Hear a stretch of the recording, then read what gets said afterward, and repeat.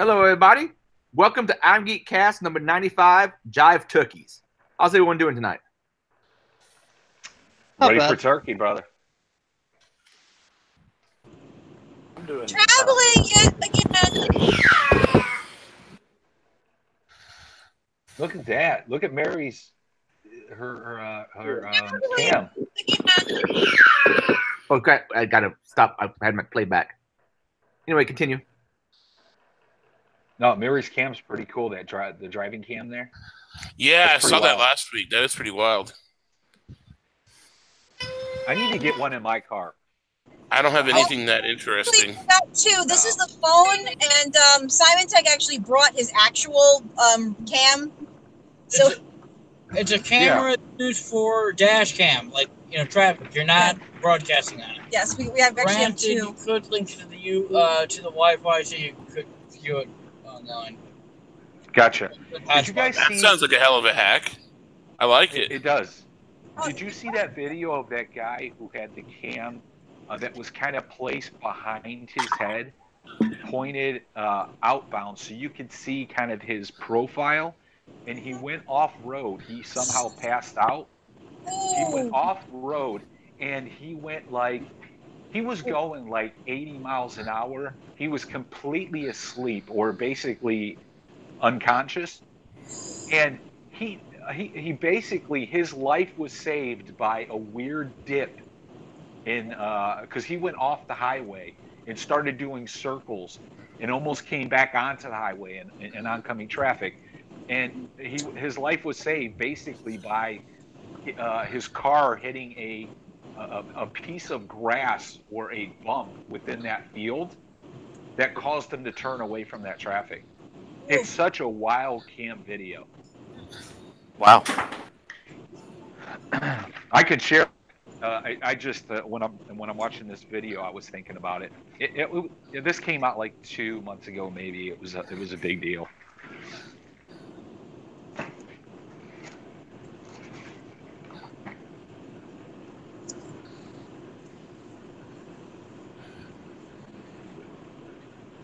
Long time no talk to is.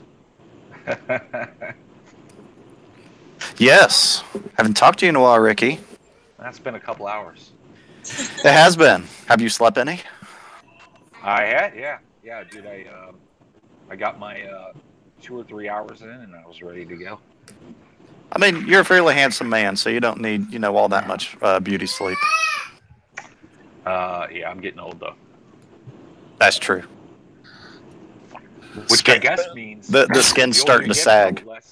Yeah. Oh, yeah, but what's you get, the less sleep you need. I found the older you get, the more sleep you appreciate. Agreed. I definitely appreciate sleep. I mean, I appreciate it when I get extra. If I get extra sleep, if I sleep in, I don't shit my pants and go, "Oh my God, I'm late. I'll be like, wow, I overslept and it was awesome." Any day that I don't shit my pants is a good day.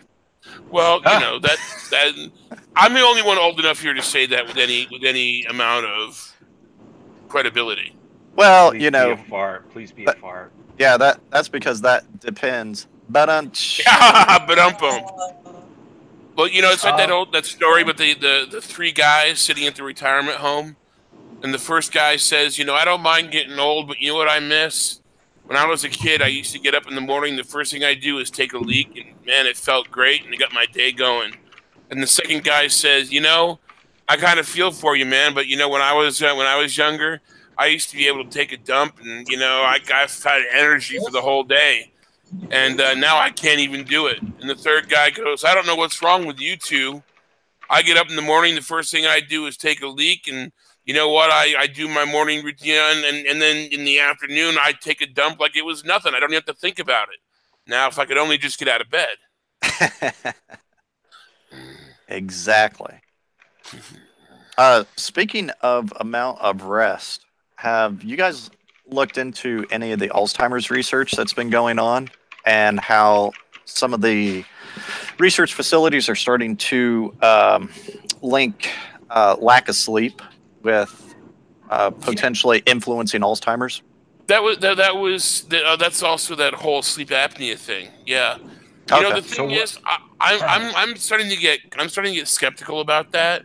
Yeah. Because they are making way too much money shoving CPAP machines down everyone's throat, and sleep apnea is starting to become a catch-all for, you know, any disease that they can't diagnose. Oh, well, it must be sleep apnea.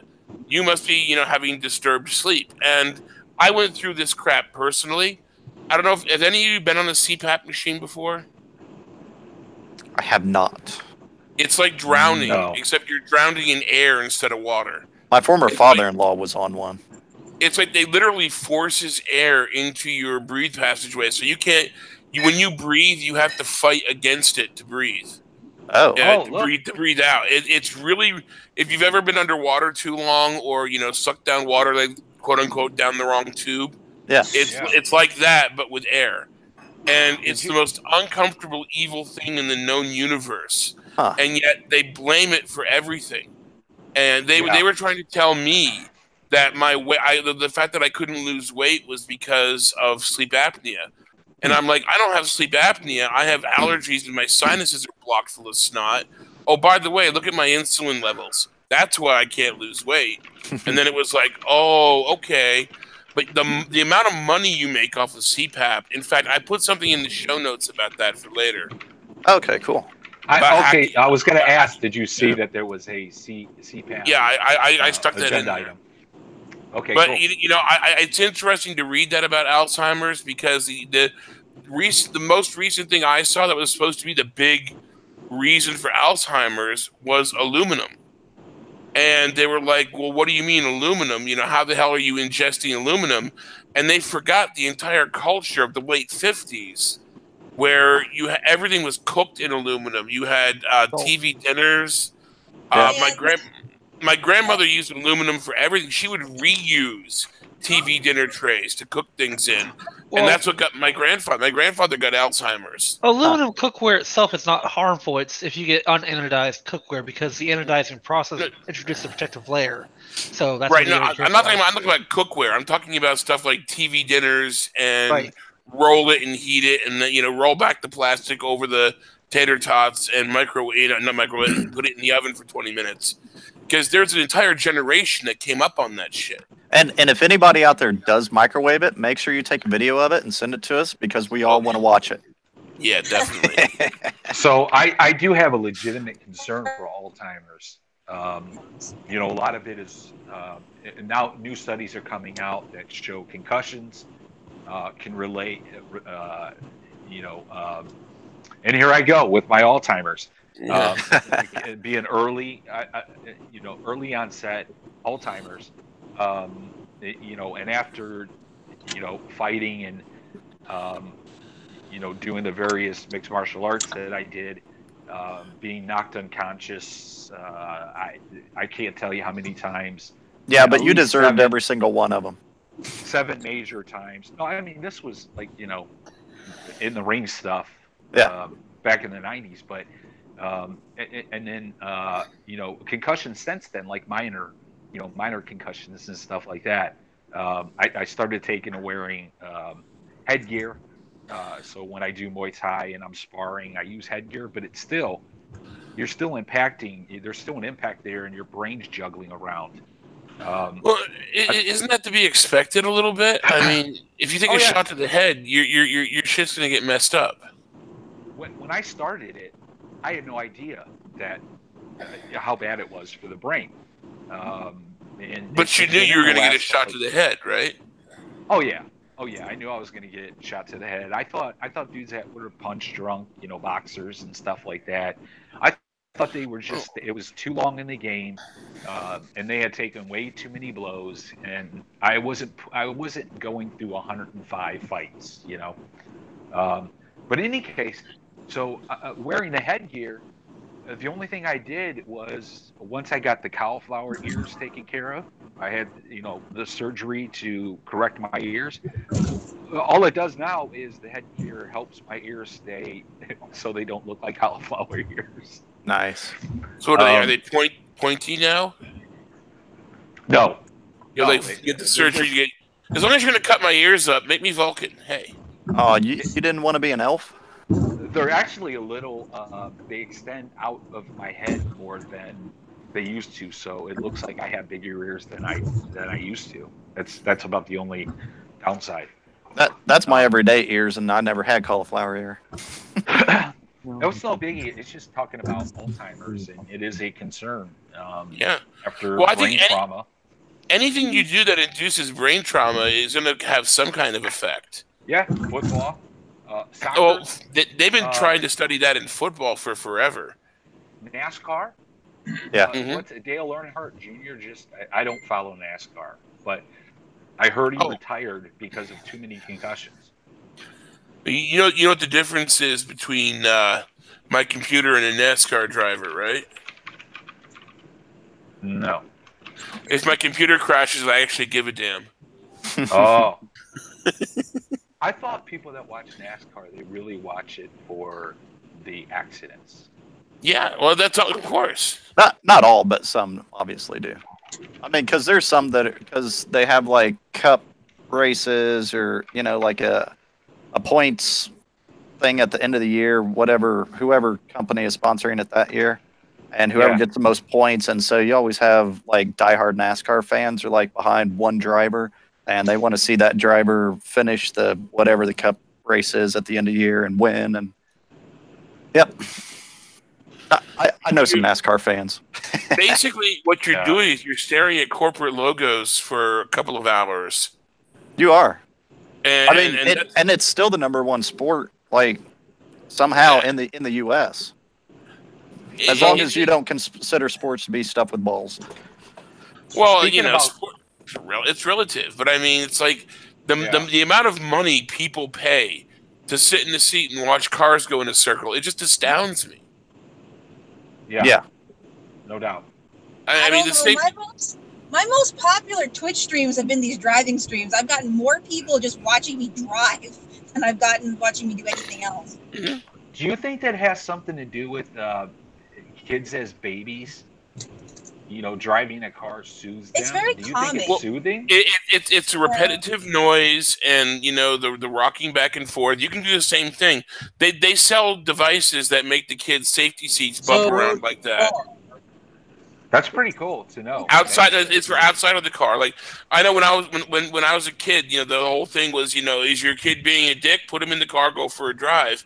And then in the 80s, they brought this thing around where you just snap this thing onto the back of the car seat and you set them down in the living room, turn the lights off, and turn this thing on, and it jogs the thing a little bit, and they get all placid and happy. And it was, that's just input stimuli. It's nothing special about driving. No, it is kind of interesting to know that her Twitch stream, at least in terms of viewers, is very popular. I find that interesting. I did want to mention one story real quick as it relates to getting punched. So there was oh, that's her. There was so a man hurled racist slurs and punched the FedEx driver. Oh, God. The FedEx driver punched back, and the guy died. Yeah, well, he was 50-something years old and he was in shitty health and lived in a van, literally lived in a van down by the river. Oh, I'm getting taken to task by some SJWs over this thing right now, and they're being dicks about it. I'm kind of pissed at the whole thing. But, they left out so much of that story. And the media reporting on it is so ridiculously, stupidly biased. And it brings up one real serious question about the media, okay? Read that article. And what does it say? Guy walked up to a black man and started throwing insults at him. Guy punched him and the guy died. Okay. Why do they focus on the race of the victim and not the attacker? And you know what the overwhelming response has been? Well, of course he was white. Of course the attacker was white. What are you, stupid? Are you dumb? He called a black guy the N-word. It had to be a white person. That's just all there is to it.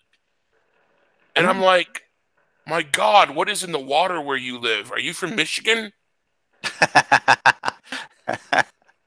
Yeah. No, they're tearing me to pieces here about my racist bias, non-gender according, blah, blah, blah, blah. I'm just like, Holy shit, it's Christmas.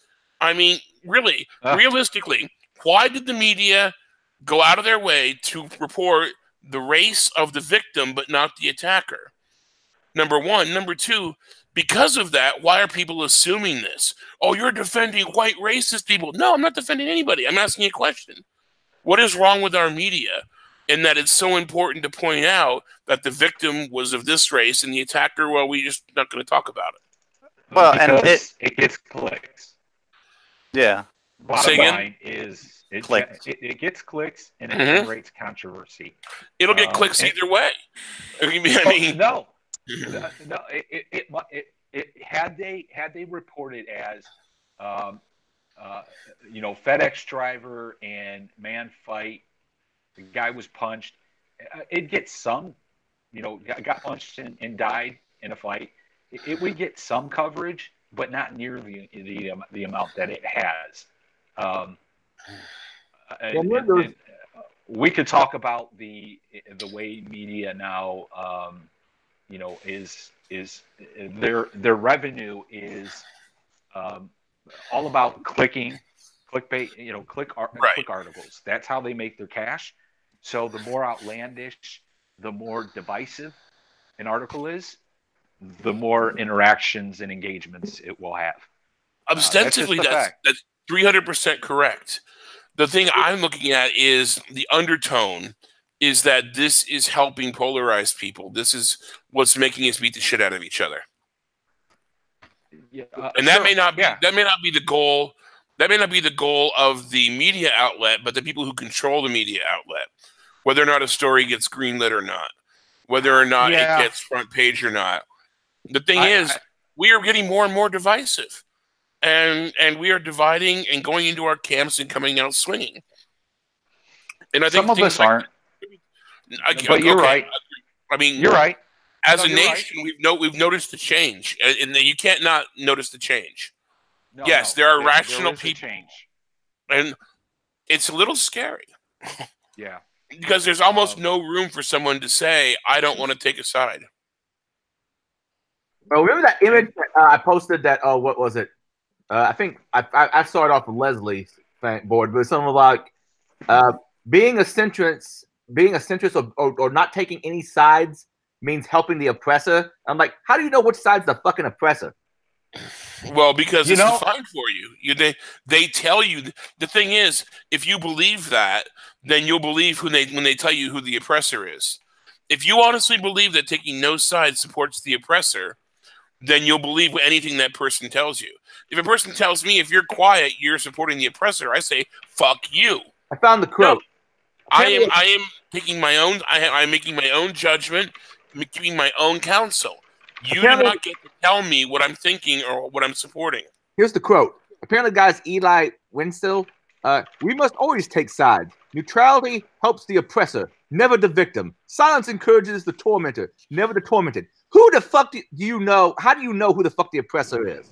Mm-hmm. I gotta agree. I prefer sitting back and trying to figure out what the hell is actually going on first. I mean, and that's like, I don't want to jump in and take a side immediately because we don't know. Well, that's the key thing. We don't know, and so people are stepping in to tell us, and it's like, no, I'm going to make my own decision. No, you're a neoliberal, conformist, white feminist. You have to believe this, or else you're not one of us. Google gobble. The people that deserve gold stars is when a big news story comes out, and they post that warning that basically says, wait on all the facts, don't be in a rush to make judgments, yada, yada, yada. You mean the person with the most boots up their ass? Yeah. Yeah. Try saying that in a conversation online. See how many people jump on your shit and call you things and tell you what you are. And, you must hate these people. You must hate this. You must hate that. Try it sometime. It's usually safer just to stay out of the comment section on everything. Yeah. Amen. Unless you trust the people you're talking to. Yeah. Yeah. I could do that with any of you here. I mean, without any question. Because I know for the most part, we're all pretty rational people here. Yeah, we have our trigger points, but the thing is, no one's going to go off at each other. You know, it's like, oh, you must hate Jews, because you don't like peanut butter, You know, you're not going to see that kind of bullshit. You got to learn to get away from that bullshit. You know what I mean? The weirdest change I've seen in my my life from when I was a kid up until adult age was anti-Semitism was a sort of the right side of the aisle thing. And I'm talking fringe right. And right side. When you say right side of the aisle, you mean like politically? European right. I mean European right. Fringe conservative, right radicals, those type of people. And now it has shifted to the left. It's just, I think the flip-flopping of values in both parties is a problem, and why I don't consider myself liberal or conservative. Like Adrian said, I talked about this last night in another chat group, that I am a libertarian who leaned left. And I get shit on a lot for not taking a stance, for not being more radical, because I'm not helping push whatever agenda. And it comes from both sides. Anyone who has an agenda that you are not clearly supporting is going to hate you for not supporting their agenda, and they will do anything they want, anything they can to get you to support their agenda. And or shut you down. Exactly. Yeah. And I have the perfect cure for that. About being a centrist. Well, the thing is, you know, you have the right to refuse those labels. I do frequently at this point because it just drives me nuts. I support this. Oh, so you're a Democrat? No, I'm not a Democrat. I just support this issue. Oh, so you're a Republican? No, I don't. I don't do. Well, you've got to be one or the other. No, I don't. Exactly. I don't have to be anything you say I have to be because of who I am. Screw you. I'm my own individual person, and I'm going to tell you I believe in this. It doesn't mean I have a political leaning. I don't like it just means that unreasonable this is how I feel. You know? It's like when they're like, oh, you're Irish, you must be Catholic. I'm like, nope. You know, it's the same type of crap. It's like the whole stereotypical. You're Irish Catholic, I'm not. But yeah, but it's the same type of thing. It's like the assumption, oh, you're a woman, you must be feminist. Like, not in the way that, no, not third wave. I'm traditional feminist. I believe we should all be equal, but yeah. First wave, second wave, third wave, raw. Are we on fourth wave yet? We got to be on fourth wave by now. I don't know what the fuck. 95% of Americans first or second wave feminists? I mean, not that they label themselves feminists, but they believe women should have the right to vote. That's what you fall in. Yeah, you have the right to vote. Men and women should have equal consideration for jobs. I don't think there's really a wage gap. I just think that men and women choose to work differently. Yeah. I mean, it's been proven out by economic. I know. Of course. It's fake. And then my thing I'm riding on right now is I don't believe there's actually a patriarchy. I think that's beanie of bullshit. There's no such thing. As a patriarchy? I don't think there's actually a patriarchy at all. I think that's just media mumbo jumbo trying to get people to be divisive against each other. It exists, but it doesn't exist on the scale, and it's not the Illuminati that they make it out to be. Yeah. Okay, I've seen examples of what people call the patriarchy, and it exists, but it's not the boogeyman. It's not the Illuminati. They're not sitting there pulling all the strings. Yeah, but you know, I had a guy take a stack of security paperwork, throw it in my face, and say, "This is woman's work. Fuck you." And this is in a government job. So you know, I understand that shit exists. You're right though. It's not this big thing that's holding everyone back. There's definitely fucking assholes out there, and we discussed that last week with me having to do the thing, and some of my past bosses, which obviously were pigs, but it's not as many as they try to make. It's not everyone. The patriarchy isn't just sexist. There are sexists out there, and then there is a legitimate patriarchy. I agree with. I'm sorry, I'm not real familiar with you, but I agree with you that it exists, but it's not on scale as to what it used to be in the old days. Yep. In the old dames. You know what I mean? Like back when legitimately old white men ruled the world, and they TV made show the rules Mad for Men. everybody else. Great example right there. Yeah, sure. Yep. So it existed, but it seems like a lot of battles that we're fighting today were solved a while ago, and we're fighting it because we really have nothing else to fight. Yeah. Well, no shit. Now, look, I tweeted or I said something last night to the effect of, "We need to be invaded."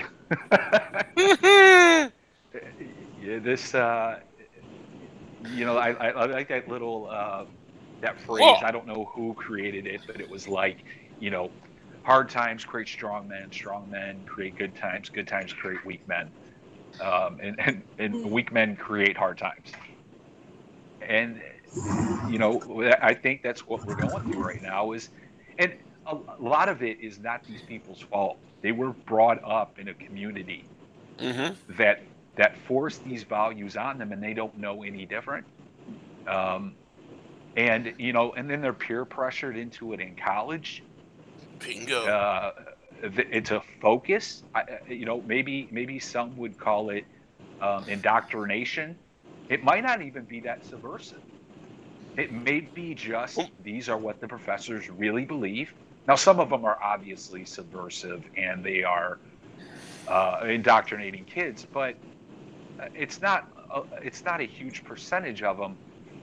But you can imagine some young person growing up in that world having these world values that they believe in. Well, back in the 80s, we were all scrambling over each other to give the most money to Amnesty International, holding hands and singing "We Are the World." And then 9/11 came along, and it's like, fuck that, bomb them, bomb all of them. It was funny because I was talking about something along these lines about the way the colleges, for better or for worse, they are indoctrinating people, whether it's to the let's let common sense, prevail versus the you're offending me by teaching this subject. And it's like, well, that's just what a heterosexual white male would say. And I turned around and I said, oh, really? Say, who invited the community college third semester women's studies marching band? And all of a sudden it was a dead still. And it's like, you see what I mean? The thing is, we have colleges now that don't teach, they indoctrinate. They are there to teach you to hate, or who to like, or what is right or what is wrong. I mean, we used to have college protests on a large scale about war. We don't think we belong in this other country killing other people, or we don't think that you're running things well because we've got dead people, poverty, drugs, and blah, blah, blah. Now what are they doing? They're burning the campuses and pulling down the statues because you used the wrong pronoun. Yeah. So you can't say these colleges aren't indoctrinating these people. It's just I'm not saying you were, but they are indoctrinating them. But the thing is that they've suddenly realized, hey, I can feed these kids any bullshit I want. Fucking hey! Okay, guys, listen. And this is a real one. You may think I'm joking. This is real. Did you know that comic book superheroes are the reason why U.S. foreign policy has been undermined? I have not heard that theory, no. Oh, let me read you this thing I saw on Twitter that just made me shit my pants so hard I had to go buy a new chair. Here we go. I love Stan Lee as much as the next nerd, but let's also talk about the damage that a lifetime of superheroes has done to American foreign policy and our self-conception as good guys who level whole cities as an acceptable way of getting at a single bad guy or network thereof. You know what I like about it? That's enough to make me push both buttons on my California low-flow toilet. Either listen to it or don't listen to it. Stop asking what's wrong. But what I like about it is it does make you think. Right? I mean, I like things that make you think. Is that true? Some things obviously you dismiss offhand, like, oh no, that's complete bullshit. But something like that makes you think, like, how did American comics impact You want to know how? Policy. You want to know how? By I'd have to think propagating through it, nationalism. Propagating nationalism. Which goes back to why they fucking destroyed, like, what was it? Was Superman, and then Captain America is a Nazi, and then they've this the fucking, my god, yeah, they're going in, they've been breaking shit down. It's like I remember back when shit was good. Like a lot of the movies right now are based on shit that came out like 90s and early 2000s storylines, and then some of the new shit's been coming out this year. It's like, what the fuck? You want to go real crazy? Get onto YouTube and look up some of the 1940 era Superman cartoons where Superman flies to Japan with Lois Lane and spends his evenings blowing up shipyards and killing Japanese people. These are actual cartoons. They're the real, were shown in the movie theater type thing. I mean, Superman goes over there and he starts sabotaging all the shipyards and beating the crap out of everybody. And then he puts, his Clark Kent costume on and then gets back inside of his hotel room and bends the bars shut. Okay, so to interject, Jack is asking that we go ahead and hit the show notes. Yeah, let's do that. Woohoo! Yeah, Thank you, Jack. Well, no shit. First off, we had Tyler Jack, A on YouTube point out, and thank you, Tyler. No Starch Press is having a 42% off sale. I don't know if it's now through Friday or only Friday, but it looks like they're either doing it site-wide, like everybody knows, or they're using Friday 42 as the code. So I did tweet about this. Okay. There's a number of InfoSec Black Friday, Cyber Monday deals. Yeah. I could bring it up and put it in the show notes. Sure. If I can find the tweet here. Yeah, because I've been seeing there's a website that's pretty good for electronics. It's kind of like a chart-based type of site, and it's laying out all the different websites with the deals. This is and like then some and Shodan and Proton. Yeah. That kind of stuff. Have you seen, the one that blew my mind was Steam Link? Have you seen that? $2.50. Oh, okay. $2.50 for a They're Steam being Link. discontinued. If you they're being discontinued. If you haven't bought one, buy one now. At $2.50, I got a buddy of mine who bought 5 of them. Yeah, I'm looking at it right now. They were announced selling out last Tuesday, I think, or yesterday actually. $2.50 right now on Steam.com. Yeah, I just bought one yesterday after hearing that, and I fucking paid full price. I feel like a jackass for that. Wait, so what do I need to get? What? It's called a Steam Link. Basically, you plug it into a television. It's got an HDMI adapter on it, and it uses Wi-Fi to talk to your computer and basically streams the video over it. So you can play on a big screen while using your computer as the actual processor machine. Gotcha. Okay. Yeah, that's pretty cool. The controller that they sell for it costs more than the unit itself. Nice.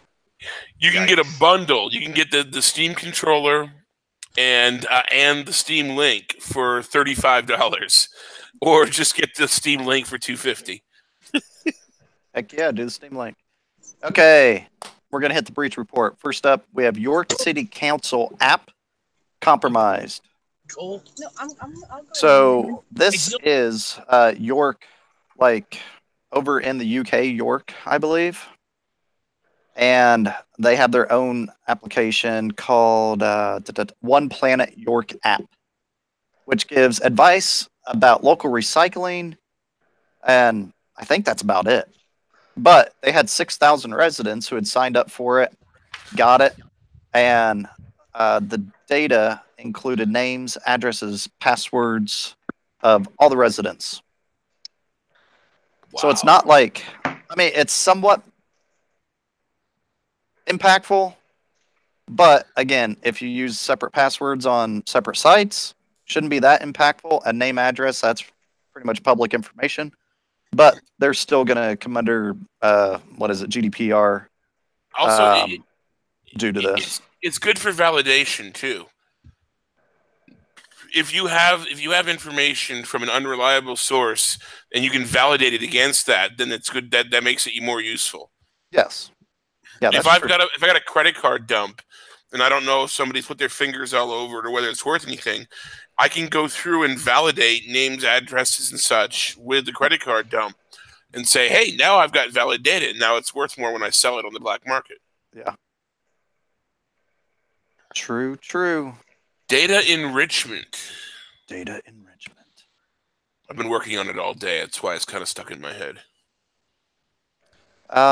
So it looks like it was actually probably more of a white hat that advised them that the data was accessible. But that also means that there's a decent chance that a black hat already got in and was able to access that data. So and they're done got the shirt. Yeah, they don't have confirmation that it was taken by a black hat, but the data was there. So just assume black it. hats aren't going to tell you when they take your shit unless Exactly. they want to sell it. So yeah. Okay, next up we have and this is just a funny one, and I threw it in here just because Proton Mail compromised. Oh wait, no, it wasn't. So there was I saw it going around Twitter. I think it was late last week. Proton Mail's been hacked, blah blah blah, all this stuff, and then it came back that it ended up being originated off of 4chan. And it was a troll that started. So I went ahead and posted a story on here about it. The hackers claim, blah, blah, blah. And then over on Reddit, Proton Mail actually posted their official response. And I put that link in the show notes. So you guys can just read up on that. But what was their official response? You guys are reading 4chan. You're lame.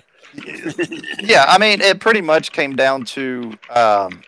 it left 4chan, made its way to Reddit for a little bit, and then made its way to Twitter, and that's where it started to explode out. Because the only information people were getting was, hey, Proton Mail's hacked. We have confirmation that Proton Mail's been hacked. No, there was never any confirmation. So they had to go down the rabbit hole to find out where the source was, and it ended up being 4chan. But yeah, it was amusing to watch, because... especially, there was like one guy who was like main central on it on Twitter, and so he's like posting a little bit of information about them being hacked, and then Proton Mail comes up like, nope, we haven't been hacked, and then the next one's like, hey, has Proton Mail been hacked? Proton Mail's like, nope, we haven't been. I mean, they posted, no, we have not been hacked or compromised, probably 15, 20 times in that same thread. It was funny. As they say where I come from.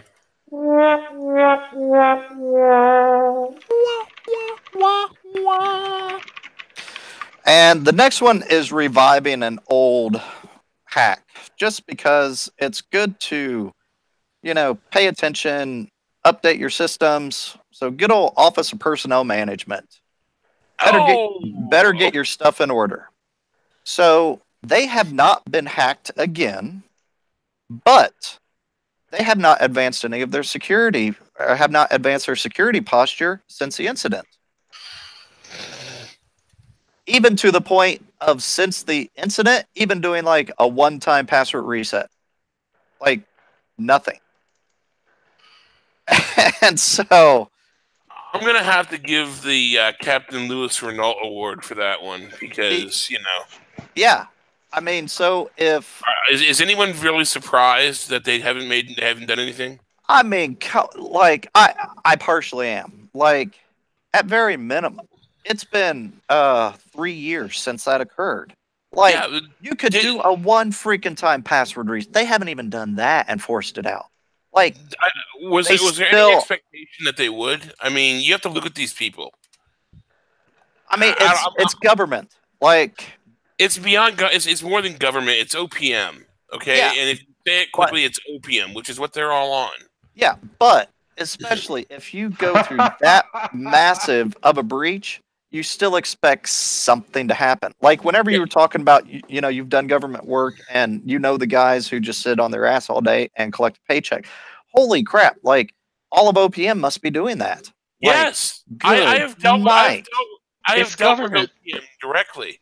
I have dealt with them directly for years, and yes, that is what they're like. It's the government, bro. That's what they do. Yeah, and you can't expect any. You know, I'm sure somebody got their dinky caught in the door, but that's about it. I mean, they're not gonna. First of all, in order to fix something, they would have to admit that something is wrong. And in order to admit something that's wrong, you got to go through at least a couple of years of pass the buck. Isn't that like the first step of AA? Like, admit you have a problem? Yeah, well, they're not going to... Yes. Oh, my God. Yeah. Let go and let OPM. Yeah, there you go. But, yeah, so OPM... I mean, and there's, like, what do they call them in here? Like, audit committees or, you know, kind of like... The watchdogs are trying to come down on them and force them to do it, and still nothing's happening. Yeah, because nobody gives a damn about the watchdogs. Yeah. Nobody gives a damn what they say or do. They can bark all they want. You know, guess what? They're the government. We're going to do what we're going to do. Nobody I mean, look, you remember what happened some years ago when OPM was so... OPM and the FBI had everything so fouled up that they took all the shit away from them and gave it to another company. Yeah. And then that company dogged it up even worse. And they gave it back. They gave it back. And they said, okay, well, you know what? We gave it to these guys and they screwed it up. So let's give it to these guys. Okay, they screwed it up. So let's give it back to the people who screwed it up in the first place. Okay. What? Yeah. You know, on what planet does that make sense? Agreed. So there were like 29 recommendations that came down. I don't know if it was 3 years ago, but over a year ago. And OPM is now saying that they're planning to address 25 of the 29 by end of year. Yeah. Yeah. How much of those are form a subcommittee to study what the subcommittee about the subcommittee came to a conclusion about? Yeah. Yeah, they don't specify what the 20... I mean, we know, like, one of them is password resets. Like, consistent password, you know, resets. Boy, not let's outsource government stuff to China. You know, was that on the agenda somewhere? I hope not.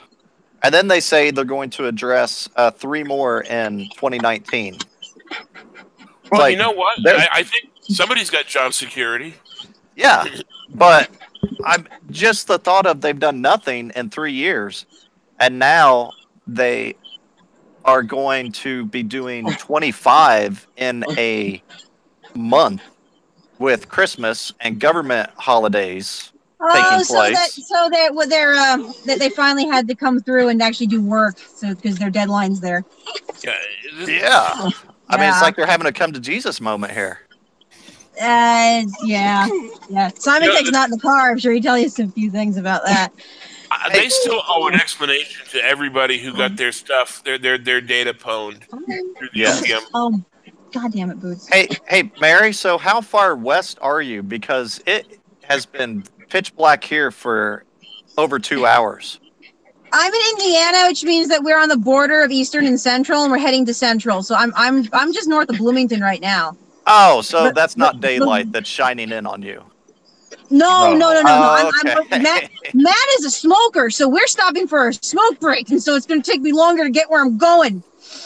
No, that just means you're mean and you don't allow him to crack the window and smoke in the car. Nope, not my car. Nope. Is it a rental? No, I own this. My car, not smoking in my car. I'm just saying. They will send you to New Jersey if you smoke in a rental car. And of course, he's from the Midwest, so he's talking to people randomly. I don't know what's. He's just talking. Hey, Matt's never met a stranger.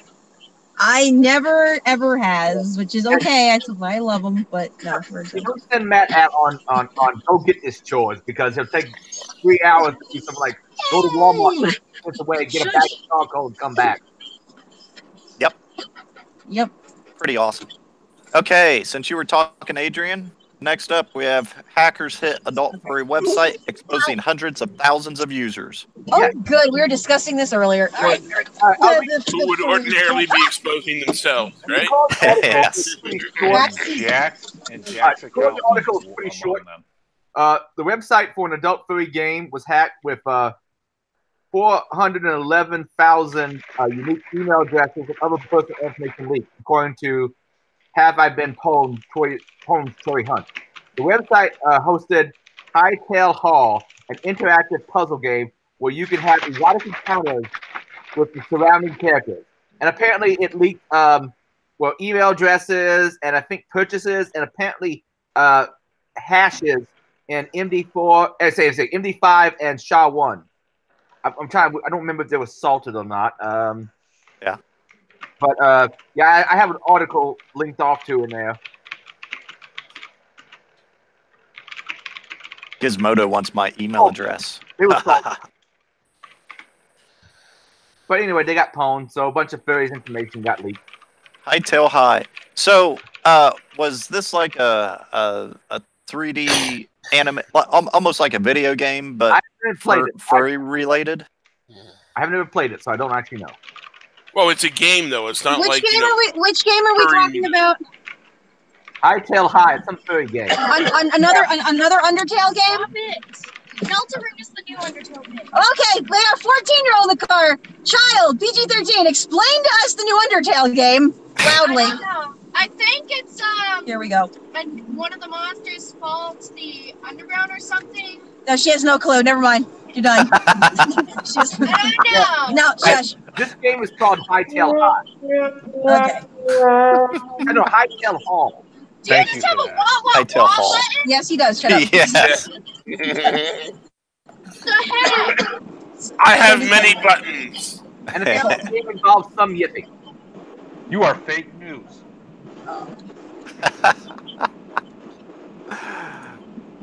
Okay, next up on the breach, we have Vision Direct.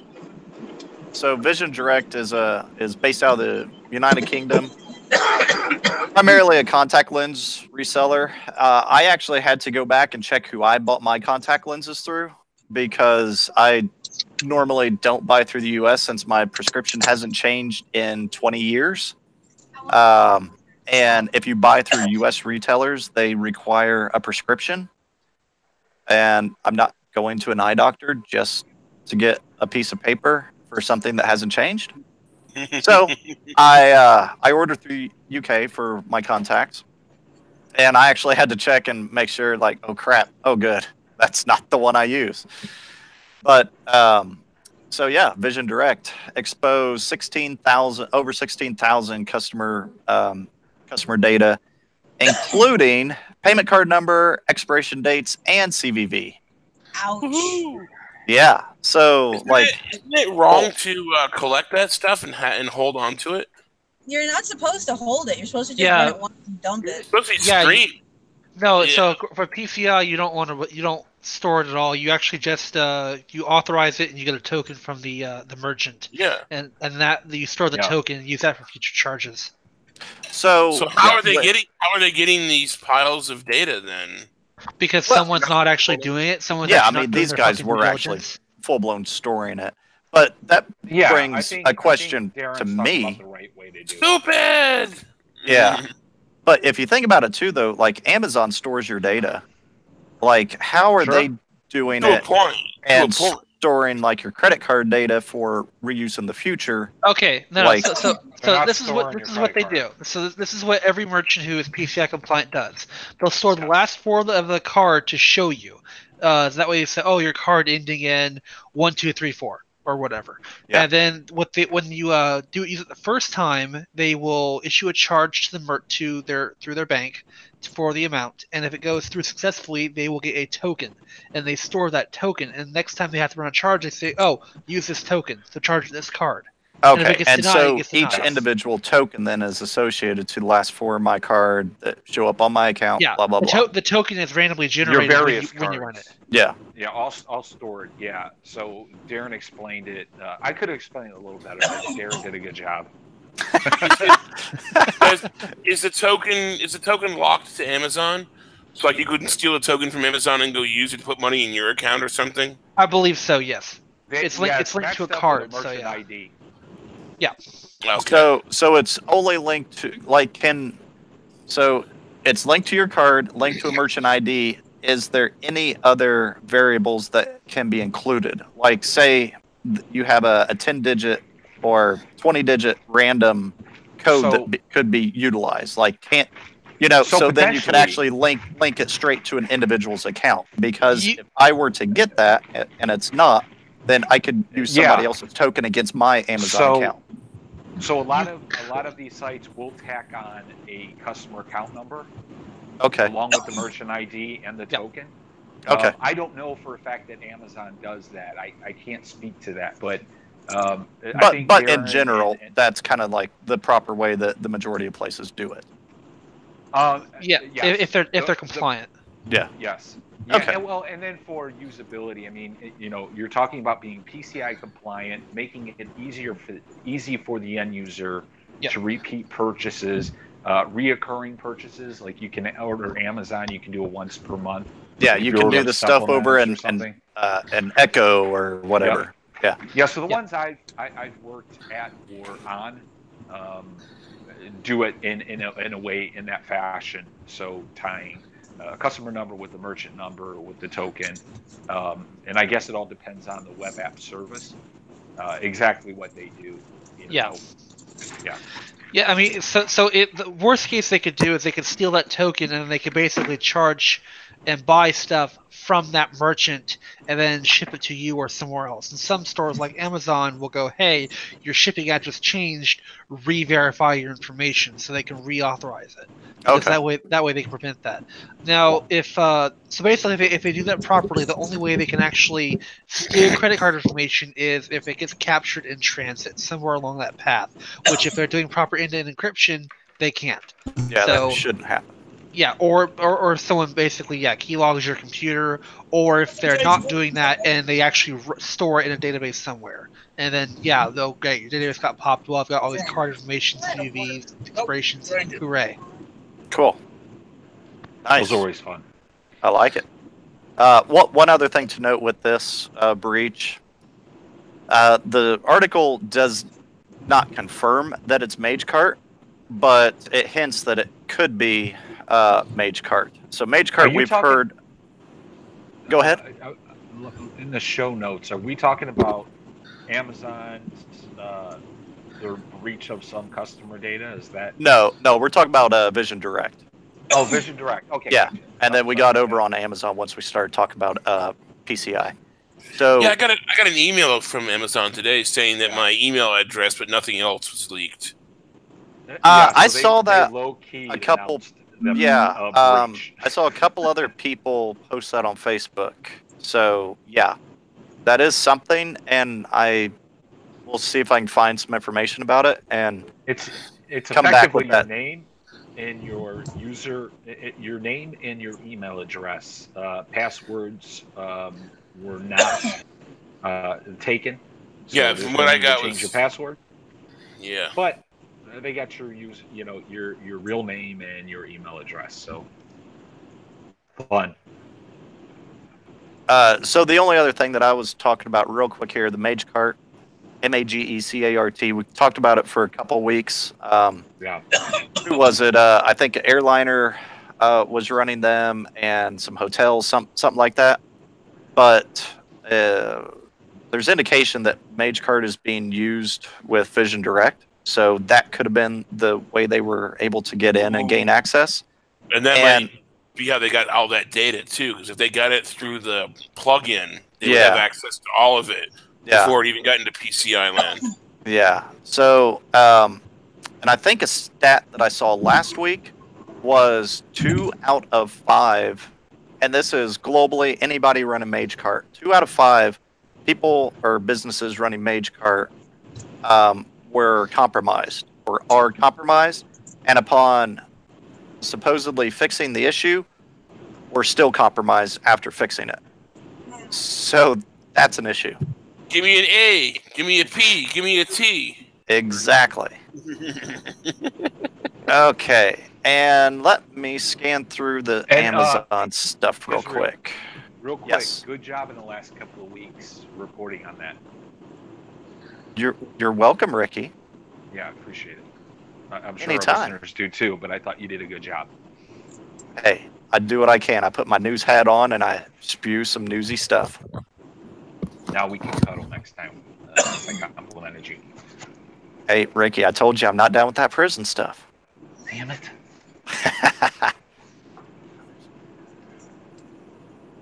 So on the Amazon stuff, others question Amazon after it told users there's no need to change your password or take any other action. I'm not seeing yet how they actually got the data. Confirmed messages. Amazon's. Oh yeah, and that's another reason why they'd really want to keep this as low key as possible. What's happening Friday and next Monday? Mm-hmm. And right now, Cyber Monday. Yeah, a lot of places started already. Yeah, because Amazon started doing some stuff. What, like a week or two ago, I think. Yeah, and I think Walmart and somewhere else started like tonight or today. Okay. Okay, so here Amazon's saying they inadvertently disclosed the data as a result of a technical error, but they declined to provide more details about the incident. Now, there was an intern that did something wrong. Buy me a sub $300 MIG welder. What? So if it was in the U.S., they might not have reported this at all, but because of GDPR in the U.K., they have to report it to the ICO. Oh, yeah. Yeah. Yep. Well, I think if because they're publicly traded, they would have to release that as well in their quarterly reports too, don't they? No. So for something like this, I don't believe so. But you know, Okay. I'm not speaking from expertise here. You mean under like Sockside? Who, me? I think he is. Yeah, Sockside. Because he's right. If this would have had some financial implications, then they definitely would have stocks. Yeah. Stock prices. But we've seen more and more that breaches do not impact customers' faith in a company. Correct. Yeah. Yeah. So, which still just amazes me. I take that back. That does amaze me. It's what they do in regard to the breach that amazes me. They've all been desensitized, so. Exactly. Yes. There is that. There's been a flood of breaches for the last several years, but try not going to Target. You know, I don't. Try. But there's none around me. Amazon. Okay. Well, you're a hillbilly a little bit, but. Hey, but Amazon still delivers to me. I'm not that far out. Right. I'm not an Alaska bush person. Now, you kids listen to me. There's a time before Amazon when we actually went to stores. I remember those days. Hey, put your cane down. And ordering stuff off of QVC and Home Shopping Network because catalogs. No. But enough about my mother. My grandma did the QVC stuff. Yeah, I never did the QVC stuff. No, but seriously, yeah, I don't know that they would have to report it on their quarterly reports. I'm not sure because remember when Saber got popped about year or 2 years ago? They reported it on their quarter. Yeah. What was that? What was released? I know they told that they got owned. I don't think they gave specifics about it. I know one of their applications got owned. I have to be very careful what I say about that because I do have some insider information about that. Okay. But yeah, they did release that in their quarterly reports. So I've worked with companies in the past that are publicly traded that did not report. I guess it may surround the circumstances. I guess, but yeah. Okay, and that is it with the breach report. Next up, we have export controls on, I assume, artificial intelligence. We have AI. Yeah, that's correct. Do we want to talk about the darknet sites? I have that down in further reading, so if we want to talk about that, we can. Oh, no, okay, no. I got you. I do see that for the reading. Okay. Cool. All right, so yeah, as far as the export... as far as the export controls and the artificial intelligence goes, it kind of seems similar to the export controls on cryptography that they had back in the 90s. Just that you weren't able to export certain encryption algorithms like RSA and stuff like that. But this is coming out after the Asia Pacific Economic Cooperation Summit. I guess there was like some problems between the United States and China. Like I was hearing in the media that it was the first time since like some day since that they didn't reach a common consensus at the end of it.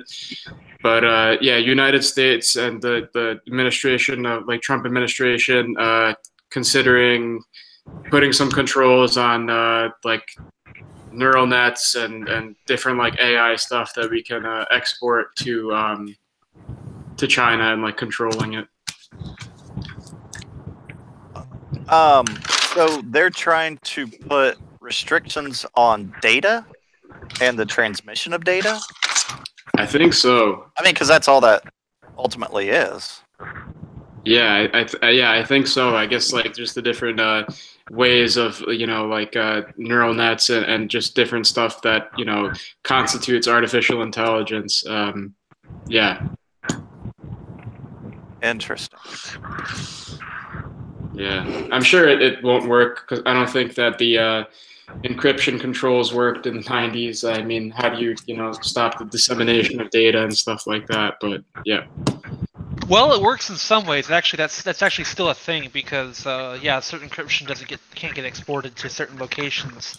For example, cell phones in like Africa, they don't use high-end encryption on their two-way communication between the handset and the tower, so they can be read by pretty much anyone.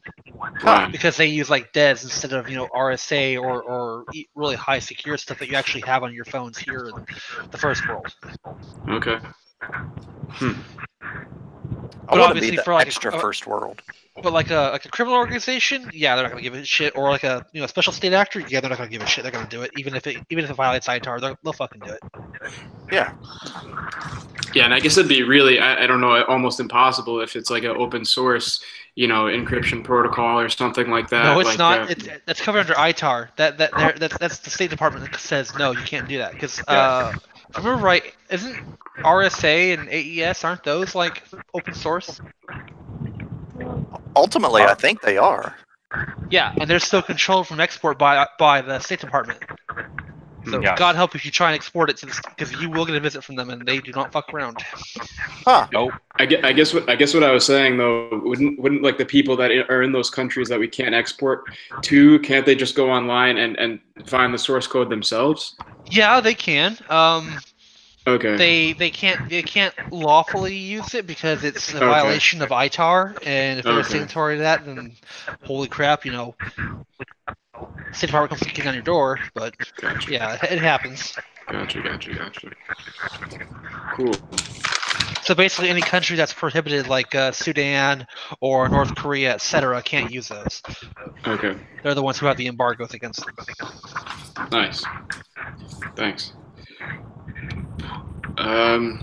Yeah, well, I guess that's all I have on the restrictions on artificial intelligence and you know, exporting it to different countries. The next thing I had on the show notes was that 85% of banks or ATMs, excuse me, can be hacked like in under 15 minutes with network attacks. I guess there's a protocol that the ATMs use. It's the NDC and the DDC. It's like the application that the ATMs actually use, and it's not natively encrypted. So I think that my understanding was that like criminals will be able to, and hackers will be able to like alter the data that's being sent out to the ATM network or whatever. Like I guess they could you know, check if a certain account has $200 and then maybe, you know, tell the ATM to dispense $800 or whatever. But yeah, so how do they do that? So there's like Ethernet port on the ATM, so they can like physically, go into the Ethernet port. And there's not like a lot of authentication and stuff like that. So they're basically going off the fact that like the authentication mechanisms are broken. Like I guess you have to input like a password or whatever, something more secure, I would imagine. But basically they're going off the fact that it's easy to spoof an authentication and get money out of the ATMs. Or like most places, they probably use the factory default mechanism, which True. passwords are written down somewhere. That's what I was looking for. Yeah. True. So yeah, I guess a lot of ATMs, are not as secure as they seem. If you I don't think. I don't. Well, I guess I assume some people not hit to security, I guess, or don't pay attention to it. There's warnings everywhere. I don't know how many people still believe that ATMs are secure. Yeah. I guess you could use a card skimmer or whatever. You could put it on the face of the ATM. Yeah, there's definitely a lot of ways to. Ton. Yeah, absolutely. It was interesting.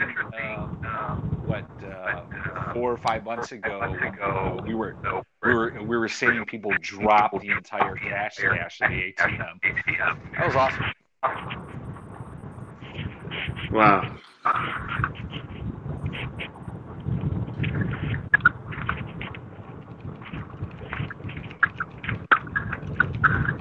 So yeah, that's all I have as far as the ATMs go. So yeah, I guess we could go over to, I think the CPAP data is the next item on the show notes.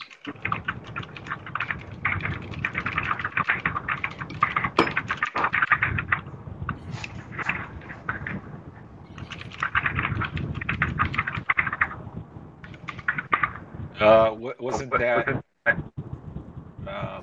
what's his AAD or I'm not familiar with the guy. Yeah, sorry, I stepped out for a second. No worries, man. So yeah, the CPAP thing. The CPAP devices store sleep data about a person. This is fine, except that people can't access it. There's lots of wackadoo formatting involved and protocols and so on and so on. It's gotten to a point where there's one person who's devoting his time to hacking it, and has done a pretty damn good job of it, and it allows people to reconstruct the data.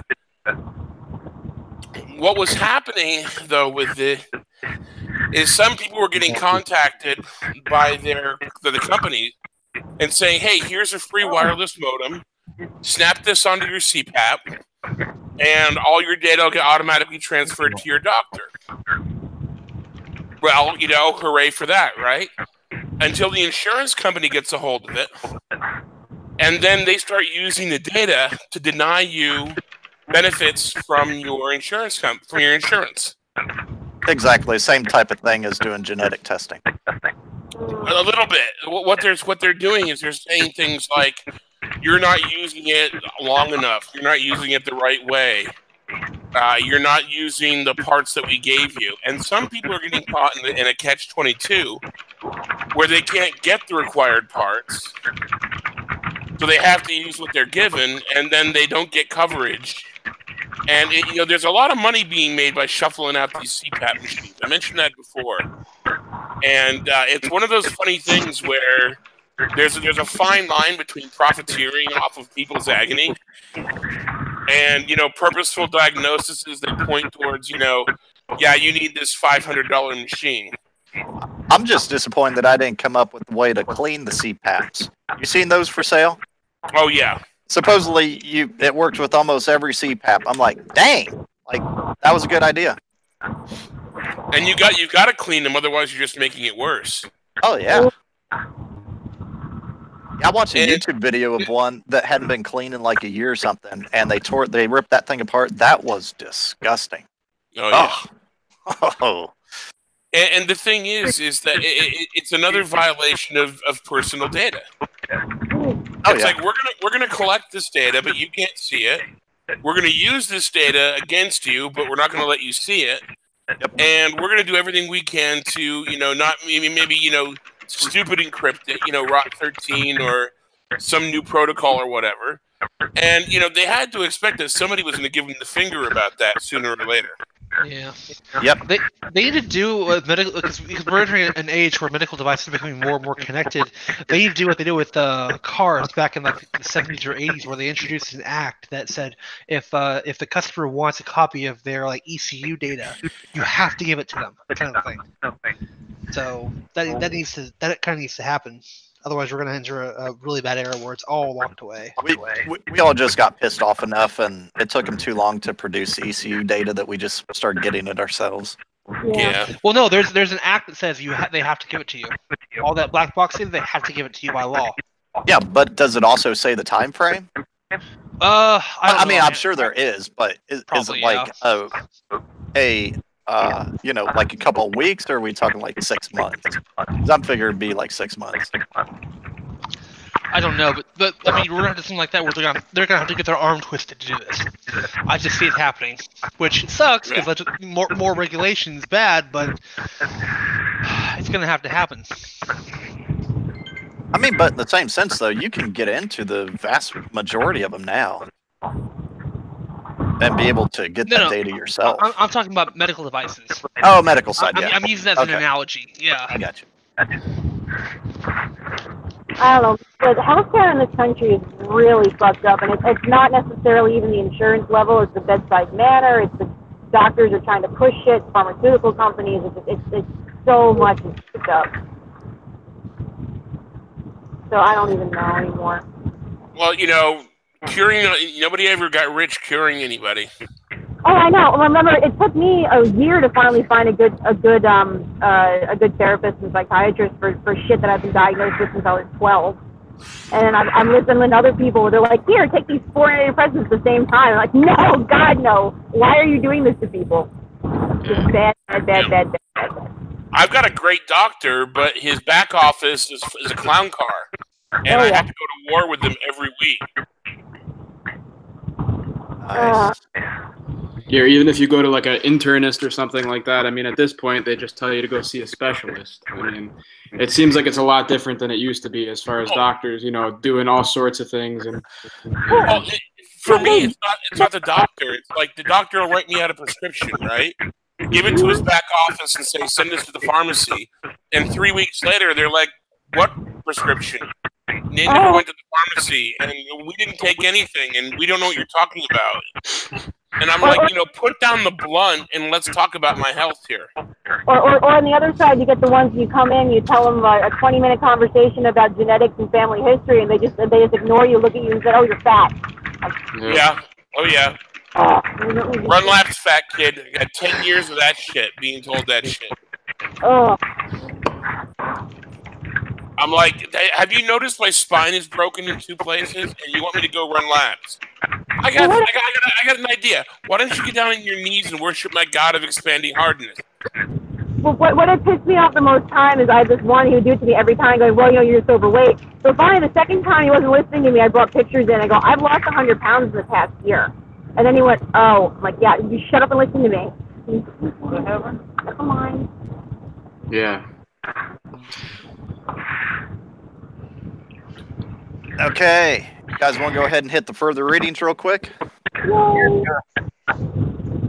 Okay, first up, and not going to expound on these, but we may go ahead with the dark web stuff. So Cozy Bear, I think they're APT-29, the Russian hackers, may be impersonating U.S. State Department or impersonating the U.S. State Department in some of their phishing campaigns. Luxury hotel rooms and international flights going for cheap, and just a write-up on how some of those things are happening. And then 6,500 dark web sites gone in one fatal swoop. Woo! So yeah, Ricky, do you want to talk about that some? I read about that one. Basically, somebody got root and just did an RMRF. Yeah. Ricky, where you at? And they said they're going to come back. They're going to come back and get back running again as soon as they figure out who broke in and how they broke in. And they're like, we're appealing to everyone to help us figure out how they broke in. I'm like, oh, sorry. why do I sense? I don't know. My Jedi mind trick was saying WordPress. Yeah, I know. It's like a dark web WordPress. But I was like, man, that's like a Weebly or like a Wix, you know, free business hosting. You just host it on our platform. Like, that's the same type of thing. You can go through, and if you popped Weebly or one of them, like, poof, just X out everybody. And Ricky, we're talking about the 6,500 dark web sites getting. Oh yeah, I think you mostly covered it. I was I had a signal message I was replying to, but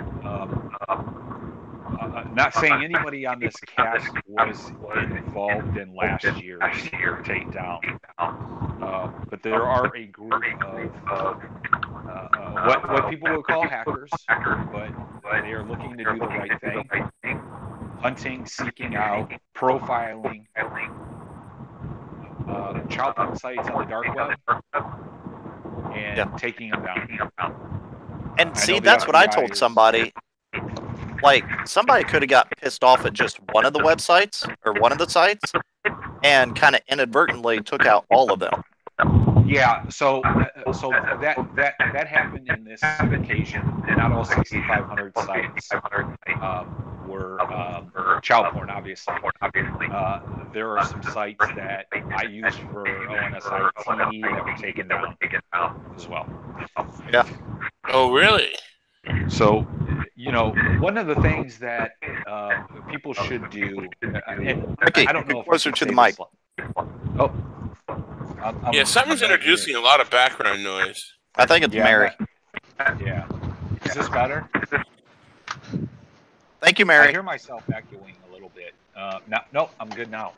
I'm not sure. So I'll say this live, but so one of the things that one can do is, you know, get involved in some of the underground hacking boards, Discord servers, darknet sites, and get introduced to some of the dark web and darknet underground hacker forums where they actually sell malware.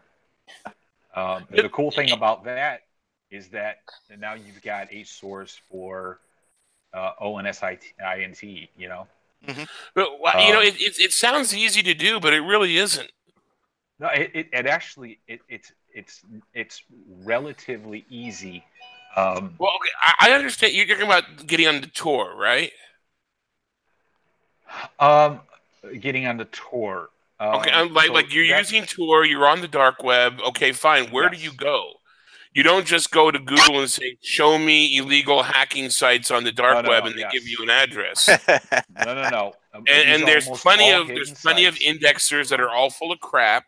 No, you just go to wildcard.onion. So you mean the dark web isn't just for furry fanfics? Well, no. The thing is that there's it's easy to say go out there and go to this site and log on to a hacker board where they sell malware, but it's like, how do you find that? Okay. So that's where I was going with getting involved in some of these underground Discord channels, forums, things like that. Because Discord's still going to be above people water. People can introduce you to them. Yeah. Once you've got to date somebody's ugly sister. No. Once you gain some trust, look, you're not fighting against them for the most part. Right. But you can be introduced to them. There are hidden Tor services. There are those on Twitter, pretty high. I don't want to call them influencers, but people with a lot of subscriber accounts or follower accounts that do continuous scans of the dark web. Yep. And I get one of those in a weekly report, but the thing is that it's just a bunch of addresses. They don't tell you what they are. So you could end up getting a cheese pizza, and then you're up the river. Yeah. So it's you've got to use some social engineering. To get involved with this kind of stuff. That part can be difficult unless you know people. And if you've been online as long as most of us have, you know some people that are involved in some way in some of the underground stuff. You start there. You get introduced. And you know what? Sometimes it happens real quick.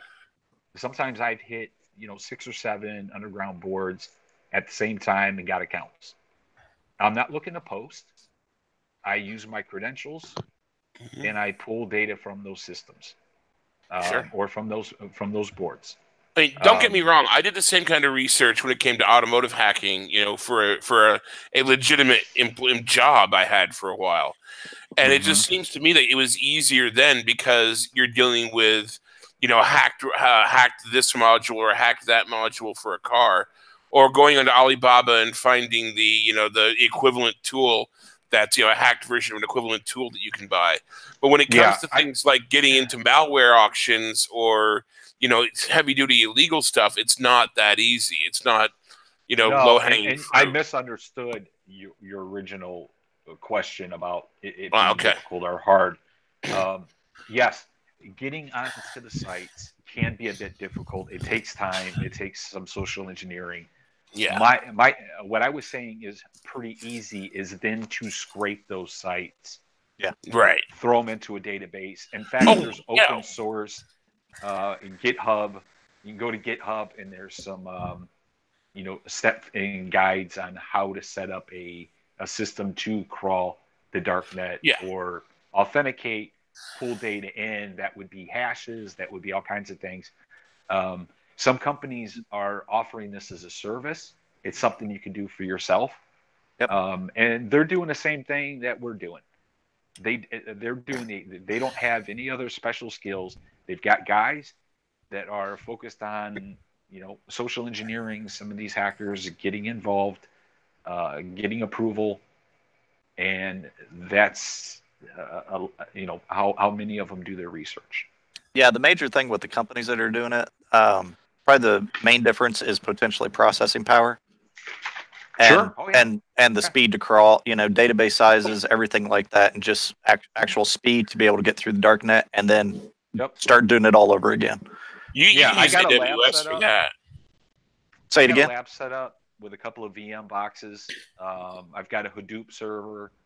I've got a nice sized disk, but it's nowhere near what someone like I don't know, an Anomaly could do. Yeah. Well, you can rent that time off of AWS. Sure. Yeah, if I want to pay the money. Yeah, but I mean, it's cheaper to rent it from AWS than it is to go out and buy that, or buy that $2,000 data center in a box unit. Which I mean, but if you already have like your full lab set up, you have your NAS set up, stuff like that, a lot of people, it would just be, hey, I already have like 5 terabytes of storage free. Like, screw it. I need a project to do. And thank you for pointing that out. I'm not saying that this is necessarily useful for much other than it's a side project that allows you to cultivate some skills as a researcher, as a social engineer. Yep. And all of that good stuff. So what I'm saying is, Charles and I talk about this quite a bit, is trying to always have some sort of a project that you're working on outside of work that expands your horizons. Yeah. I would do that. I did this with Craigslist. Yeah. I mean, I wrote my own software to scrape Craigslist. And for things and for people and things and phone numbers and doing relations and stuff like that. But that was easy enough because it was on Craigslist.